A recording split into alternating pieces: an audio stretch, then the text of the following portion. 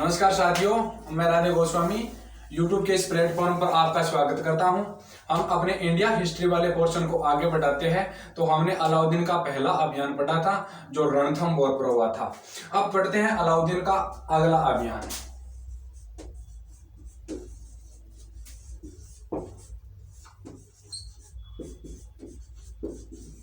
अलाउद्दीन खिलजी यह शासक बनता है 1295 में और इसने शासनकाल किया था 1316 ईस्वी तक। 1295 से 1316 ईस्वी तक यह करता है शासन।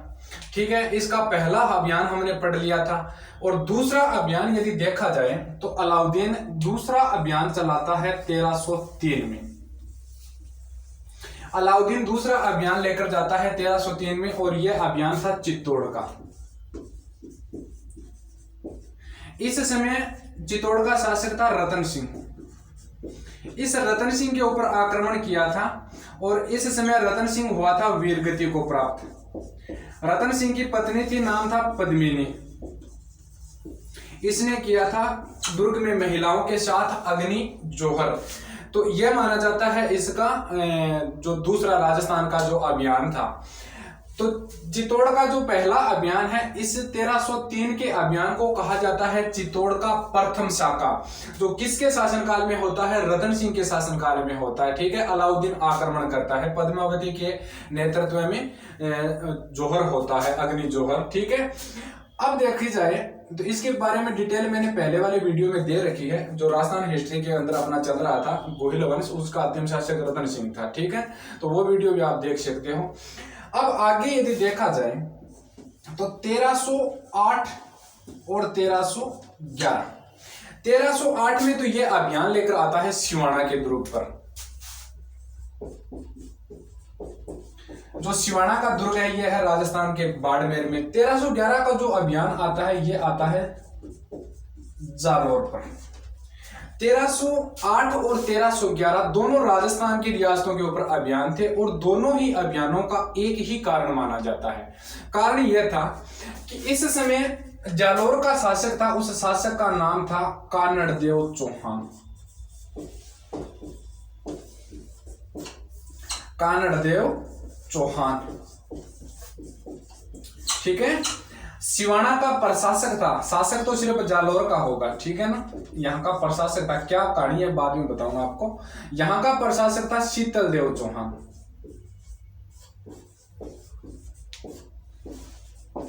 शीतलदेव चौहान। दोस्तों, ऐसा होता है कि अपने राजस्थान के अंदर जो आक्रमण की दृष्टि से सुरक्षित किला न होता था, जो पहाड़ी के ऊपर है, चढ़ने का रास्ता आम है, साधारण रास्ता है, यदि उससे चढ़ा जा सकता है, तो यहाँ के जो शासक होते थे, राजा होते थे, वो क्या करते थे, जैसे मानो कि ये एक पर्वत है और यहां पर एक दुर्ग बना हुआ है। ठीक है, तो यहां से आक्रमणकारी चढ़ेगा तो रास्ता है, आराम से इस दुर्ग में पहुंच जाएगा। तो करते क्या थे, जो शासक होते थे, राजा होते थे, वो रास्ते के अंदर एक दुर्ग और बना देते थे। रास्ते के अंदर बीच में एक दुर्ग और बना देते थे। आक्रमणकारी आएगा तो वो पहले इस दुर्ग को जीतना पड़ेगा उसको। इस दुर्ग को जीतने के बाद में आगे बढ़ता है। पहले वाले दुर्ग से जीतने से पहले इस दुर्ग को जीतो। इस दुर्ग की कुंजी इस दुर्ग को कहा जाता था। ऐसी दो दुर्ग है राजस्थान में। एक तो कल बात की थी हमने रणथंबोर की। रणथंबोर दुर्ग की कुंजी मानी जाती है जाहिन के दुर्ग को। रणथंबोर दुर्ग की कुंजी है जाहिन का दुर्ग। दूसरा दुर्ग है अपना जालोर का। ठीक है, दूसरा दुर्ग कौन सा है? जालोर का। और जालोर के दुर्ग की कुंजी किस दुर्ग को मानी जाती है? तो याद रखना, सिवाना के दुर्ग को। यदि आपको जालोर के दुर्ग पर आक्रमण करना है तो पहले आप सिवाना के दुर्ग पर आक्रमण करो। जालोर के दुर्ग पर आक्रमण करने से पहले सिवाना दुर्ग जीतो। तो रणथंबोर आक्रमण करने से पहले भी आपको जाहिन का दुर्ग जीतना पड़ेगा। जाहिन का किला जीतते हो तो ही रणथंबोर में पहुंचते हो। तो इस समय शासक कानड़देव चौहान इस आक्रमण का कारण माना जाता है कि यह जो आक्रमण होता है, इससे पहले यह जो अलाउद्दीन खिलजी है, इसका एक सेनापति हुआ करता था। अलाउद्दीन का सेनापति नाम था एम मुलक मुल्तानी। एम मुलक मुल्तानी। इस एम मुल्क मुल्तानी को यहाँ से यह जालोर पर अभियान देकर भेजता है, जहाँ का शासक था कानड़देव चौहान। मुल्तानी आता है और मुल्तानी आकर देखता है तो जालोर को जीतना एक तरीके से असंभव था। दोनों ही किले सुरक्षा की दृष्टि से मजबूत है। मुल्तानी को लगता है कि मेरा यहाँ पर कुछ नहीं होने वाला है। यह क्या करता है, संधि का प्रस्ताव लेकर जाता है। किसके पास? यह संधि का प्रस्ताव पहुंचाता है कानड़देव चौहान के पास। मुल्तानी आता है चौहान के पास कि भाई साहब मैं आपसे संधि करना चाहता हूँ और आपकी संधि करवा दूंगा, अलाउद्दीन खिलजी के साथ आपका विवाद खत्म हो जाएगा। कानड़देव चौहान बोलता है ठीक है। कानड़देव चौहान और मुल्तानी के बीच में हो जाती है यह संधि, और यह संधि होती है, इस संधि के तहत जो कानड़देव चौहान है ना, यह दिल्ली के दरबार में जाता है। संधि हो गई थी, आक्रमण करना नहीं है, तो यह जाता है दिल्ली के दरबार में, अलाउद्दीन खिलजी के पास। यह जाता है दिल्ली के दरबार में। अब दिल्ली के दरबार में जाने के बाद में पूरे बैठा था दरबार के अंदर और राजगद्दी पर बैठा था अलाउद्दीन खिलजी। तो अलाउद्दीन खिलजी है ना, कानड़देव को उकसाने के लिए एडी टेढ़ी बात करता है। इसने कहा था कि अलाउद्दीन खिलजी ने कहा था कि पूरे भारत में ऐसा कोई शासक नहीं है जो अलाउद्दीन खिलजी का मुकाबला कर सके। यह बात कानड़देव के सामने कही जाती है। तो कानड़देव को गुस्सा आता है। कानड़देव को गुस्सा आता है, वो शांत कर लेता है। दोबारा थोड़ी देर बाद में यह बोलता है कि भारत में छोड़ो, राजस्थान में भी ऐसा कोई शासक नहीं है जो इस अलाउद्दीन का मुकाबला कर सके। जब यह बात कही जाती है तो यह दरबार में खड़ा हो जाता है। खड़ा होकर बोलता है कि यही बात एक बार पुनः बोलो। अलाउद्दीन बोलता है कि कोई नहीं है ऐसा जो मेरा मुकाबला कर सके। तो इस समय यह कटार निकालता है, अपनी तलवार निकाल लेता है कानड़देव, और तलवार निकालकर बोलता है कि जब आपकी इच्छा हो तब मेरे ऊपर आक्रमण कर लेना। मुझे पता है आप यदि मेरे ऊपर आक्रमण करते हो तो निश्चित सी बात है मैं मरूंगा। मेरी सेना कम है आपसे, लेकिन इस बेइज्जती से अच्छा है कि मैं लड़ता हुआ मर जाऊंगा। यह बात कहते हुए कानड़देव ने कहा था कि आपकी जब इच्छा हो ना तब आ जाना। कौन सी नदी के किनारे? सूखड़ी नदी के किनारे। यह जालोर का किला बना हुआ है सूखड़ी नदी के किनारे। ठीक है, यह तो पहला बात है कि मुल्तानी आक्रमण करने के लिए आया था, तब संधि हुई थी। कुछ इतिहासकार मानते हैं कि मुल्तानी आक्रमण करने के लिए आया भी था और यह संधि हुई भी थी कानड़देव, लेकिन इस समय दिल्ली के दरबार में कानड़देव नहीं जाता है। तो कानड़देव का एक बेटा था, नाम था वीरमदेव। कानड़देव का बेटा था, नाम था वीरमदेव। यह वीरमदेव चला जाता है दिल्ली के दरबार में, और जैसे ये दिल्ली के दरबार में पहुंचता है तो वीरमदेव आ गया दिल्ली, और इधर अलाउद्दीन खिलजी के एक पुत्री थी जिसका नाम था फिरोजा। अब छुप छुप के ये फिरोजा क्या करती है? फिरोजा इस वीरमदेव से प्रेम करती है। कुछ इतिहासकारों के अनुसार कानड़देव नहीं जाता है दिल्ली के दरबार में, कानड़देव का बेटा जाता है, नाम था वीरमदेव, और अलाउद्दीन की बेटी थी, नाम था फिरोजा। यह फिरोजा करती है प्रेम, किससे? वीरमदेव से। यह एक तरफा प्यार, एक तरफी मोहब्बत। वीरमदेव को इसके सामने इसका पता चलता है कि शायद ऐसा हो रहा है, तो इसने कोई प्रतिक्रिया नहीं की। और जैसे जैसे बात बढ़ती है थोड़ी आगे तो इसको पता चलता है अलाउद्दीन को। अलाउद्दीन ने सोचा मैं भी ऐसा, मेरी पत्नी भी ऐसी, इसकी पत्नी जिमना वो भी ऐसी निकली, और मैं भी ऐसा था। बची थी एक ये फिरोजा इसकी लड़की, यह भी ऐसी निकली।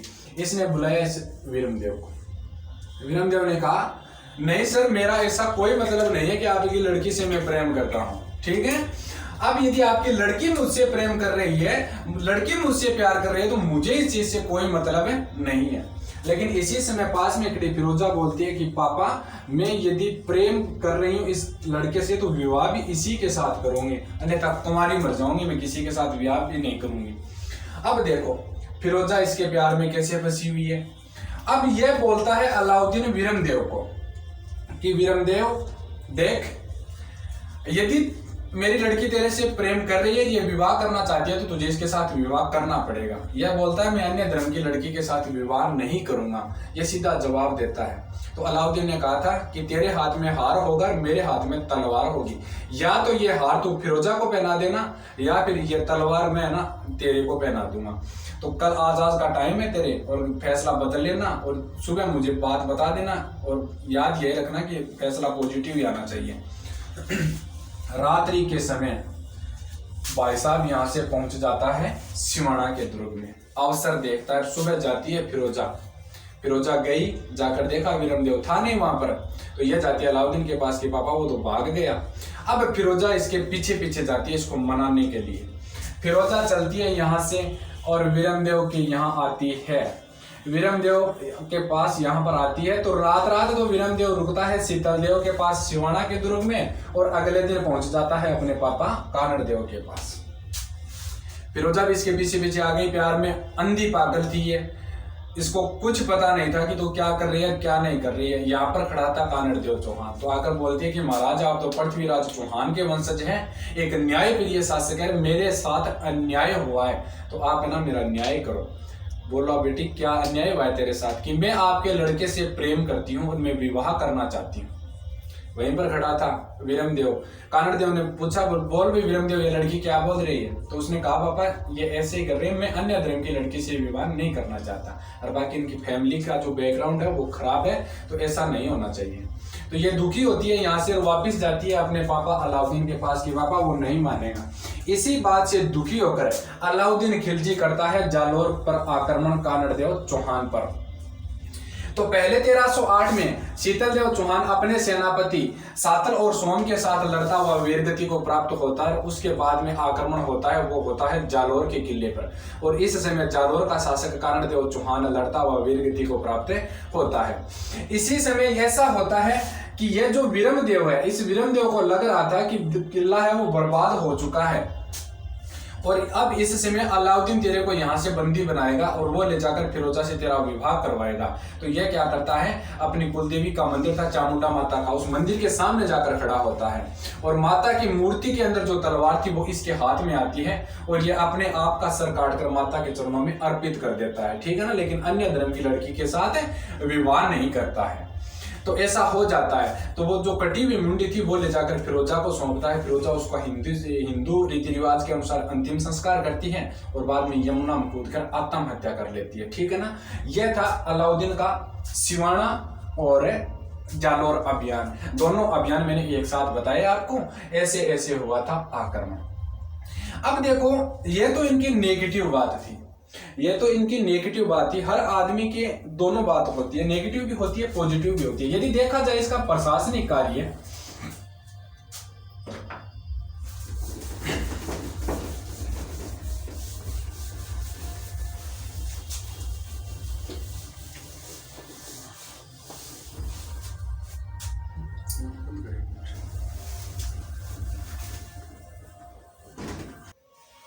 आगे देखा जाए तो अलाउद्दीन के बारे में, इस समय इसने 1303 ईस्वी में अभियान चला रखा था अपने सेनापति मलिक छज्जू के नेतृत्व में,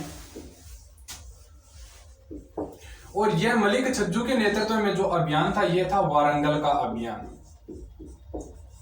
इस समय वारंगल का शासक था रुद्रदेव प्रताप।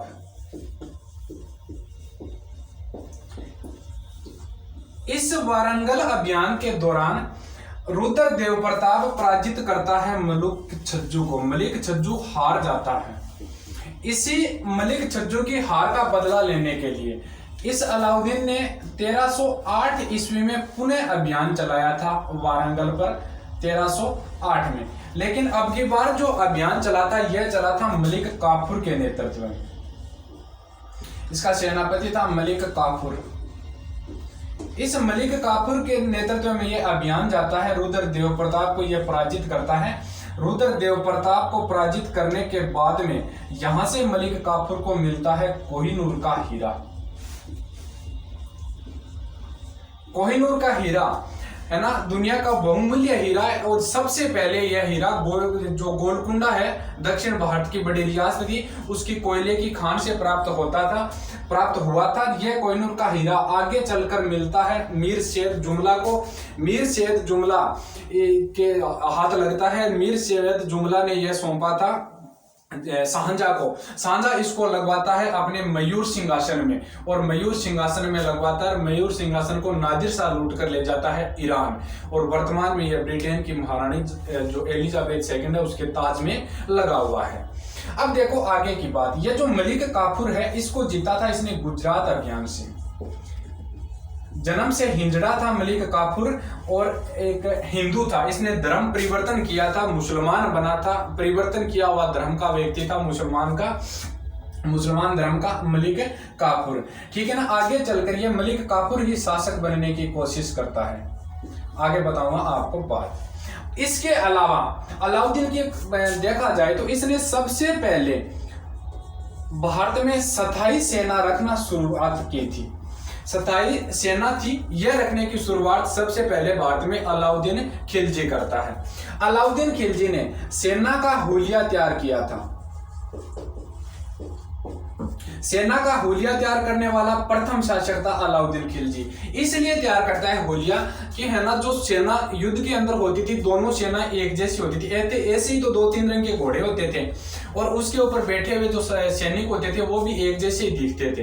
इसलिए यह क्या करता है ना, स्थायी सेना और सेना का हुलिया तैयार कर देता है, अपनी विशेष ड्रेस देता है सेना को, और वही एक सुरक्षा कवच होता था तो वो कवच भी देता है। तो एक प्रकार से स्पेशल सेना तैयार हो जाती है इसकी, और पहचान बन जाती है कि ये सेना अपनी है।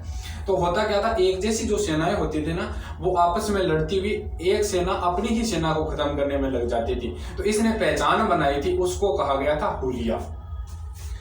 भारत में सबसे पहले बाजार पद्धति इसी ने की थी। नापतोल की पद्धति, मंडी व्यवस्था, यह सारा काम भारत में सबसे पहले अलाउद्दीन खिलजी करता है। अलाउद्दीन खिलजी के बारे में ऐसा उल्लेख मिलता है कि इसने विंध्याचल पर्वत को लांघकर दक्षिण भारत में अभियान चलाया था। विंध्याचल पर्वत के उस पार जाने वाला पहला शासक था भारत का। बात है 1316 ईस्वी की। 1316 ईस्वी में इसकी हो जाती है मृत्यु, और यह जो मलिक काफूर है यह शासक बनने की फिराक में रहता है। इसकी बात करेंगे हम अगले वीडियो में। धन्यवाद दोस्तों, वीडियो पसंद आए तो लाइक शेयर कमेंट जरूर करना। मिलते हैं अगले वीडियो में।